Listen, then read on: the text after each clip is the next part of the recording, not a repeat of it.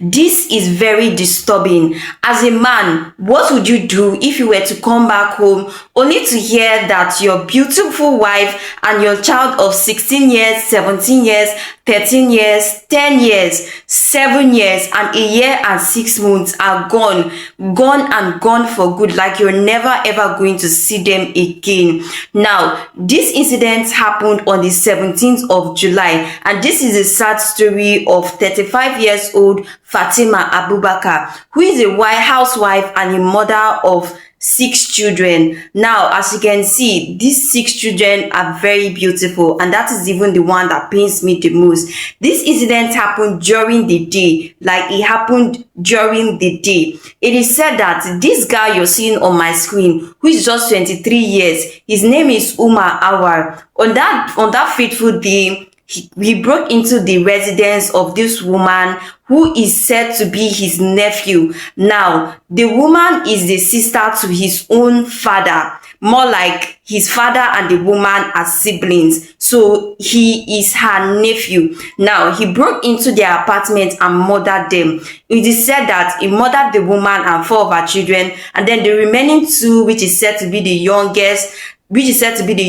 of all the children, were murdered, butchered, and then dumped into a nearby well, which is so sad. Now, you can see in this video that the police and some other people are carrying the bodies of the deceased away. They are carrying the bodies out of the apartment. You can also see Umar carrying one of the bodies out of the apartment. Now, it is not clear what his motive was, why he did this, what could have led to this, but according to what is speculating online, it is said that it is due to inheritance. He murdered them because of inheritance, and it is not clear why he would murder them because of inheritance. Besides, Fatima is not a man, so I don't know what kind of inheritance could have led to such a murder that you couldn't even leave her kids out of it. You had to murder every single one of her kids. Nah. I don't think this case is because of inheritance. Now, according to Umar, he said that he murdered them because a herbalist who goes by the name Thomas gave him an incense and told him that he should continue committing crimes like the previous ones he has committed, which tells us that there are other crimes he has committed and this is not the first. Now, during investigation, he confessed and said that he had murdered one of his aunties few weeks back. Now, this particular auntie is not the one I am talking about. It's not Fatima, it's a different auntie. Now, Fatima is his father's sister, and the auntie he murdered few weeks ago is his mother's sister, which means he started with that lady first, and then after committing the crime, maybe it went successful and no one suspected him, he decided to go on with this act, claiming that the herbalist had asked him to continue. Because I don't know the actual motive behind this. How can you say someone gave you an incense and said you should continue and then you continued? Like, it just doesn't make sense. It just doesn't add up together. Now, his father, who is Malam Awal, has said that he has washed his hand out of the case. He has sacrificed his son already. He doesn't want to have anything to do with the son, that him and his wife are not going to take part in any of the court proceedings during the trial. He said that there's no need for any trial. They should just eliminate the boy, that the boy doesn't even deserve to live for what he did to his sister and her children.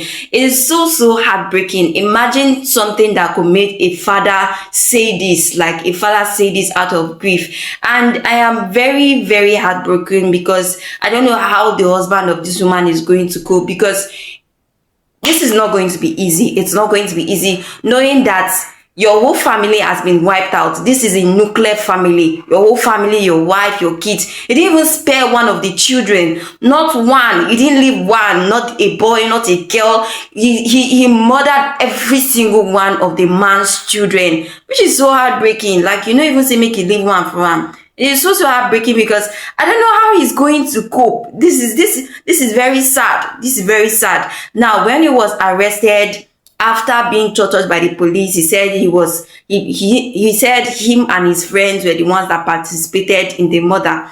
But then later investigation showed that his friends had no hands in it, and he later confessed that he only called out the friends because the police were torturing him and he just wanted to call somebody out.